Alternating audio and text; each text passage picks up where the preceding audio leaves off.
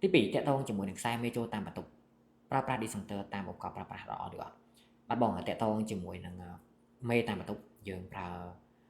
ទៅតាមឧបករណ៍ប្រើប្រាស់មានន័យថាយើងប្រើទៅលើអំពូល1មេយើងប្រើទៅលើព្រីយើងប្រើ1មេ2កន្លះចឹងទៅអំពូលយើងប្រើ1កន្លះទៅម៉ាស៊ីនត្រជាក់យើងប្រើ2កន្លះចឹងទៅហើយម៉ាស៊ីនទឹកក្តៅយើងប្រើ2កន្លះឬក៏4ក្រេចឹងទៅអាស្រ័យលើអនុភាពរបស់វាយើងប្រើបែបនេះទី1វាមិនមានបញ្ហាលើបន្ទុកมันមានបញ្ហាទៅលើខ្សែចម្លងទី2ងាយស្រួលក្នុងការ maintenance ជួសជុលបើសិនជា effect ទៅលើការងារណាមួយតែមានបញ្ហាខូចឬក៏ឆ្លងគឺយើងគ្រាន់តែឆែកលើ